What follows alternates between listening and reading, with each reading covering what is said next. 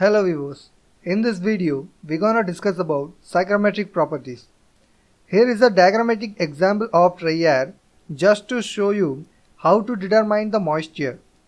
Shown some dry air again, but this time with some moisture.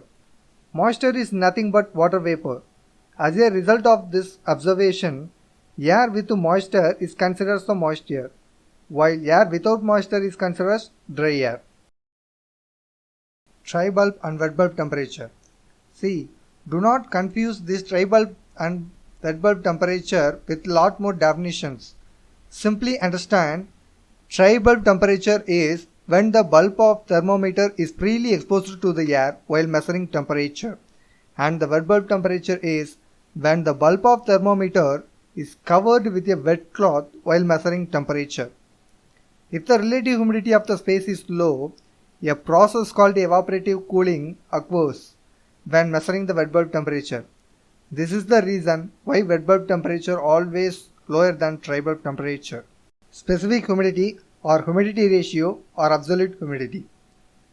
See, do not confuse with these terms. All of these define the same property called specific humidity. Okay. Now what is specific humidity? Just measuring the moisture content per kilogram of dry air. Listen carefully. Just measuring the actual moisture content per kilogram of dry air called specific humidity. That's all. Relative humidity. Understanding relative humidity is little challenging. You will get easily confused by it. Please watch the relative humidity video I have already created to help you understand the relative humidity. Consider the tumbler as a moisture. Its moisture holding capacity is up to 200 gram only, and it has 50 gram of moisture in it. Assuming that air's entire moisture holding capacity is 100%, now it contains 25% of moisture in it, right? Yes. Hence the relative humidity is 25%. And here is another example. But still there is no change in moisture, right?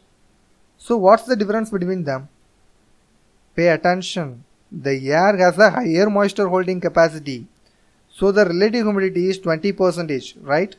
Yes. Here is the relative humidity formula. You can substitute the appropriate value to get the result. Saturation temperature or dew point temperature. Here both are same.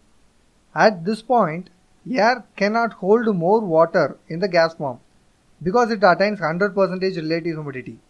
Hence the phase change happens from gas to liquid form, which is called condensation. At this point, dew point temperature, dry bulb temperature and wet bulb temperature are same value. Enthalpy and entropy. Enthalpy. Simply, it is the total internal energy of a system.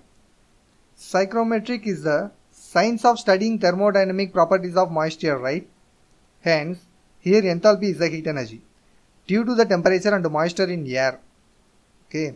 And entropy, measure of molecular disorder and randomness of a system.